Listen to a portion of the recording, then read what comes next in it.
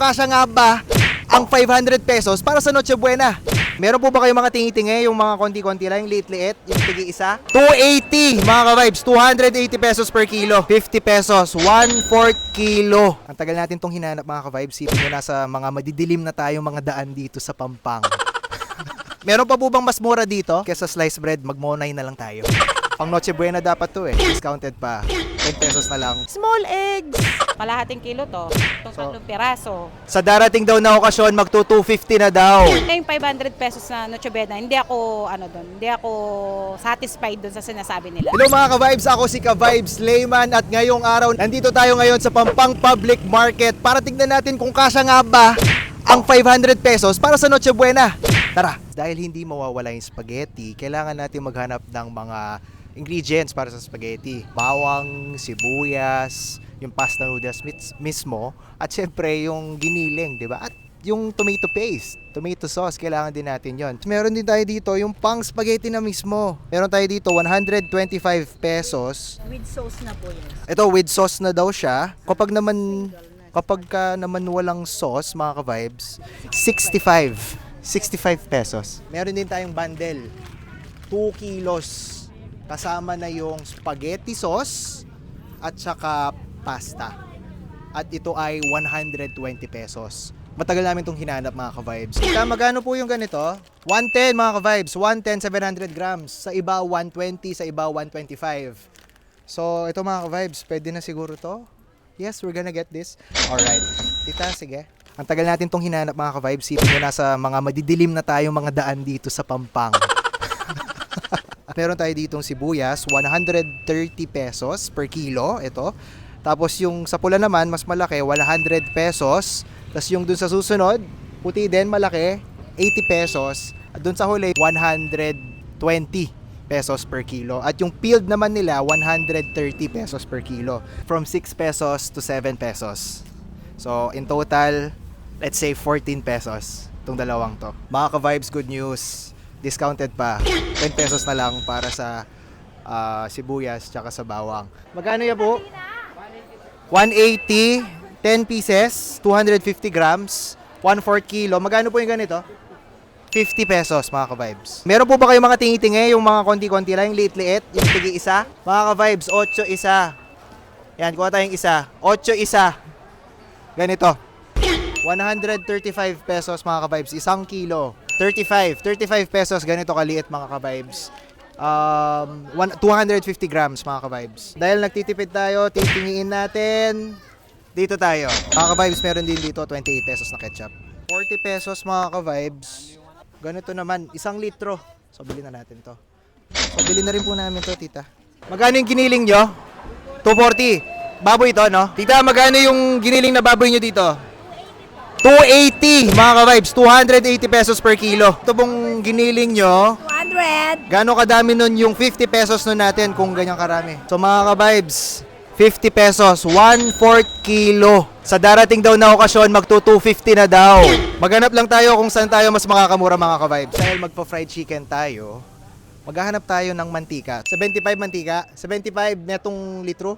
Walang 1 litro. So ito, meron tayong mantika dito, nakalagay 107 pesos. Ito, 38 pesos. Siyempre dahil budget tayo, tipid tayo ngayon mga ka-vibes.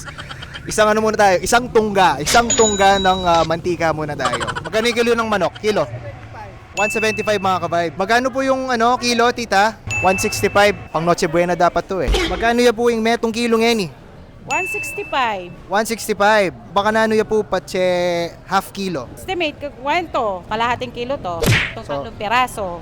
Nasa 88, 90. So tita, yung bang manok ngayon, magtataas pa yan yung presyo niya? Oo.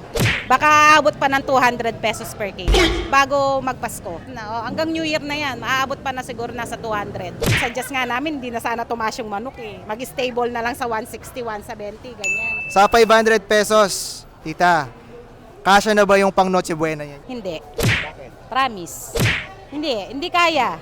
Sa 500. Ako, nanay ako, nagbabudget ako, kaya alam ko. Lalo na, ilan ng anak ko? 4. Kaya yung 500 pesos na Noche Buena, hindi ako, hindi ako satisfied doon sa sinasabi nila. Magkano dapat? Usually, kapag nag-Noche Buena, kami yung 5,000 nauubos namin eh. O yung 500 pesos, ano lang mabibili mo? Pang 500, tita, pang ilang tao lang siya. 500, siguro isang tao lang yon o 2 tao kung sakali man may kakain nun. Magkano po yung kilo ng manok ngayon? 165. Half kilo po siguro. Isang quarter leg at isang maliit na parte. 85 pesos kalahati.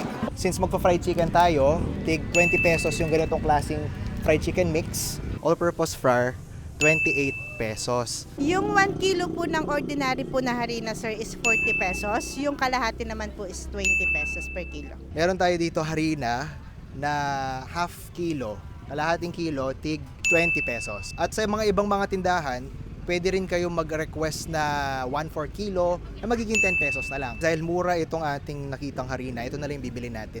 Meron po ba kayong itlog? Meron po, sir. Magkano po yung itlog? Kung sa small, magkano po nun isa? 7 pesos each. Magkano yung itlog? Yung medium lang siguro. 8 pesos. Meron ba tayong smaller doon? 7.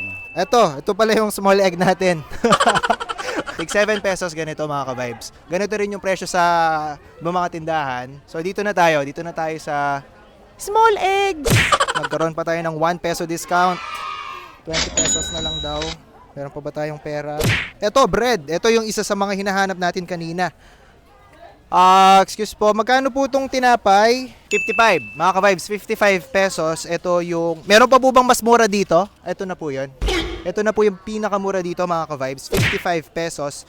Ito pong isang brand, magkano po to? 85 naman ito mga ka-vibes. Ito pong brand na to, magkano po to? 75 naman to mga ka-vibes. Ini tita, magkano yun eh? 75.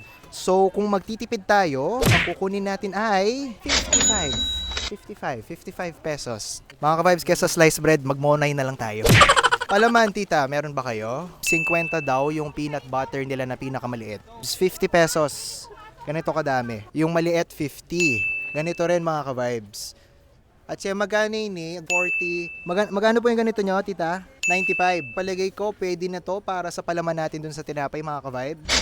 Kaya, at siya, inina mo, oh. So, mga ka-vibes, yung listahan natin, nabili natin ang chicken, oil, harina, at saka pang spaghetti natin. Pasta, tomato sauce, ketchup, hotdog, giniling, onion, tsaka garlic. At meron din tayong sliced bread at saka palaman.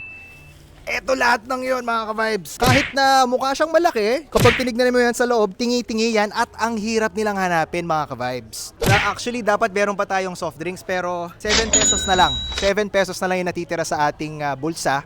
Kaya magtutubig na lang tayo. Sa Noche Buena nyo, magkakasya ba ang 500 pesos nyo? Pre, ako nga pala ulit si Ka-Vibes Layman. Kaya tara, mag Noche Buena na tayo!